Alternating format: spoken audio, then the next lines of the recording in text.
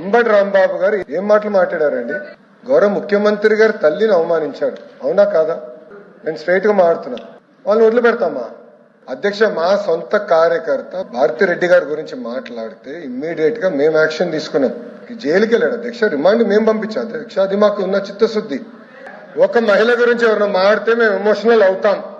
మీరెక్కడ అవ్వట్లేదు. మేము ఒక్క నిమిషం మాజీ ముఖ్యమంత్రి గారు ఏం చెప్పారు? అక్కడికి వెళ్ళి 2 చిన్న మాటలు చెప్పారన్నారు.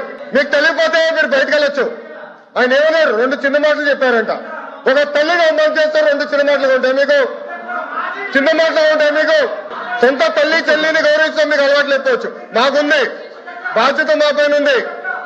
ఒక్క మహిళ చోలికి ఎవరు వెళ్తే వదిలిపెట్టాం మేము. అది మాకున్న సంస్కృతి.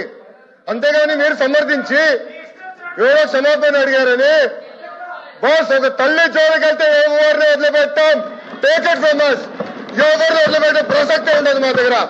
ఎవరు తల్లైనా, జగన్మోహన్ రెడ్డి గారి తల్లైనా కూడా, ఎవరు తల్లైనా, ఎవరు చెల్లైనా, ఎవరు అక్కైనా, ఒక మహిళ జోలికి వెళ్తే ప్రజాప్రభుత్వం ఎవరిని వదిలిపెట్టే ప్రసక్తే ఉండదు.